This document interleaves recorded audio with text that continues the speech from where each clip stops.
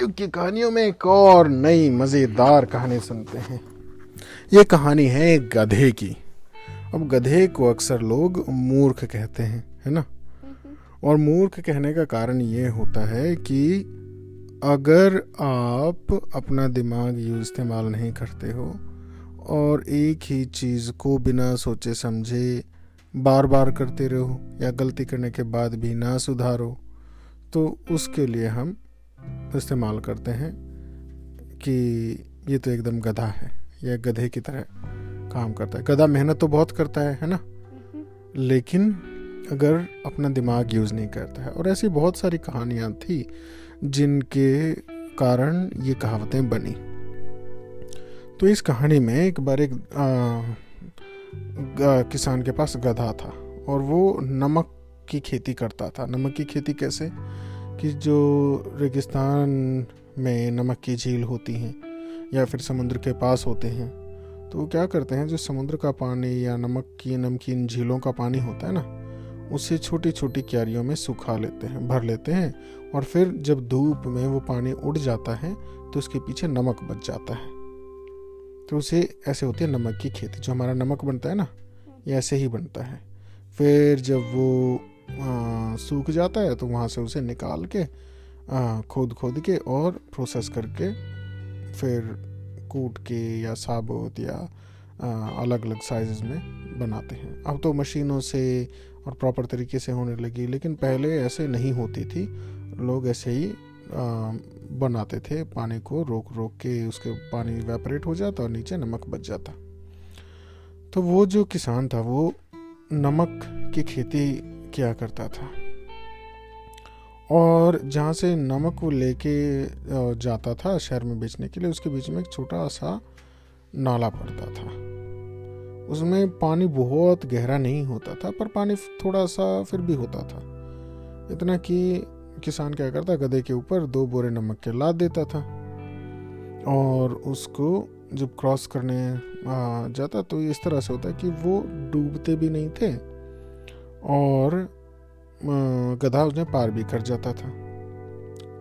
तो एक दिन बाय चांस गलती से वो बोरा एक गिर गया, वो चलते चलते गधा गिर गया, और उससे क्या हुआ, वो सारे जो थे नमक था वो सारे पानी में गिर गए, गीले हो गए, है ना। और जब तक वो उठा तो वो काफी सारा नमक पानी में घुल गया था, जैसे मिट्टी। हाँ, जैसे मिट्टी घुल जाती है। और उस दिन बारिश हुई थी तो पानी भी थोड़ा सा नाले में ज़्यादा था। तो उसने देखा, गधे ने एकदम से, कि सारा नमक घुल गया, तो वो एकदम हल्का हो गया, है ना, लाइट हो गया।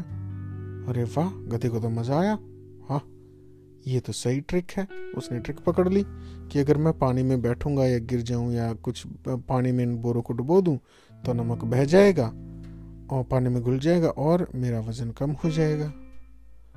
अब गधे ने अगले दिन फिर यही किया।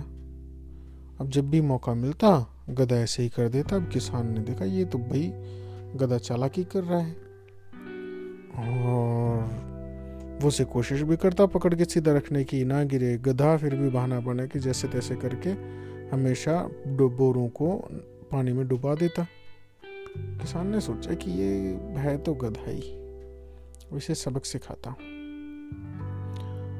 अगले दिन किसान ने नमक के बजाय रुई भर दी बोरों में। अब रुई तो ऑलरेडी बहुत हल्की होती है ना। और गधे ने सोचा कि आज तो ये तो कुछ भी वजन नहीं लग रहा, बहुत हल्का लग रहा है, पर ठीक है, मैं तो वही करता हूँ, क्या पता ये बिल्कुल ही, ये तो गायब ही हो जाएंगे फिर अगर इतना हल्का भी लग रहा है तो गधे ने फिर से वही किया। अब क्या हुआ, जब रुई होगी, रुई तो सारा पानी सोख लेती है, तो रुई तो पानी पी के क्या हो जाएगी, भारी। तो 2 बड़े बड़े बोरे भरे पड़े थे। गधे ने नीचे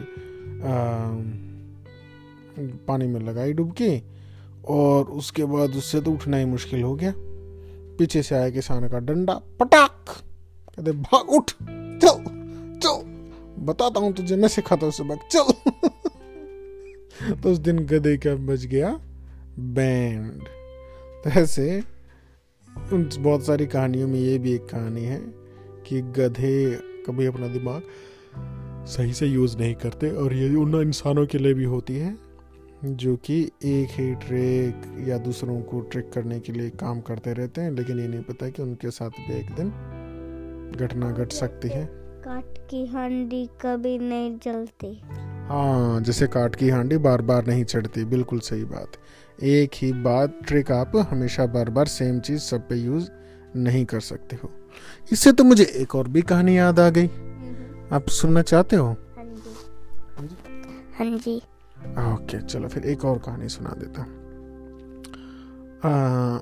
इसी तरह से यही कहावत लागू होती है उस पर, जैसे कि काट की हांडी बार बार नहीं चढ़ती। आपने वो कहानी ज़रूर सुनी होगी कि एक बार एक टोपी बेचने वाला जाता था, और टोपी बेचने वाला जाते जाते एक दिन एक पेड़ के नीचे सो गया, और उस पेड़ पे बहुत सारे बंदर रहते थे। मुझको पता है ये कहानी। फिर जो टोपी वाला था, सारे बंदरों ने उसकी टोपी ले ली, और जब वो उठा उसकी जो उसकी सारी टोपी थी वो गायब होगी। और जब उसको पता लगा कि बंदर के पास है, कि फिर वो वापस लेने चाहिए था वापस, तो वो लेने की कोशिश कर रहा था। हाँ, जब वो वापस लेने की कोशिश कर रहा था तो उसने अपने दिमाग लगाया कि बंदर क्या करते हैं, बंदर तो नकलची होते हैं, है ना, कि वो नकल करेंगे। अब एक टोपी जो उसने पहन रखी थी अपने, उसके सर पे थी, उसने अपनी टोपी उठाई, उसको ऐसे जोर से रगड़ा और ज़मीन पे पटक दिया बंदरों को दिखा के।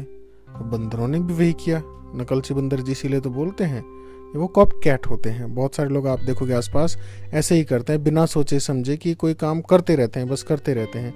क्यों? क्योंकि वो दूसरों को ऐसे ही करते देखते हैं।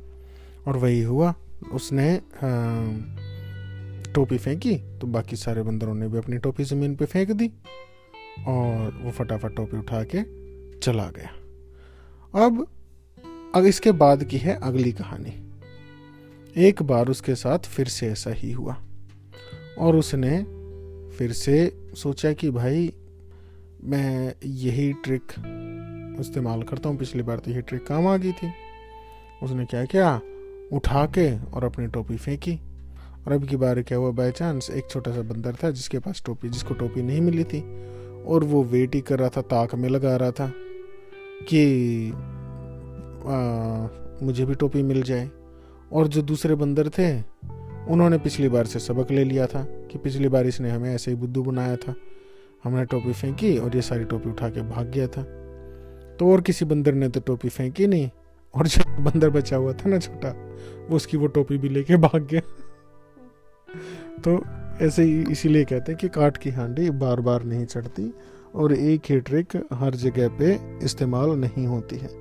हमेशा आपको काल पात्र स्थान का ध्यान रखना चाहिए और एनालाइज कर लेना चाहिए कि ये चीज़ दोबारा वहीं पे काम करेगी या नहीं करेगी। तो ये थी आज की दूसरी कहानियाँ।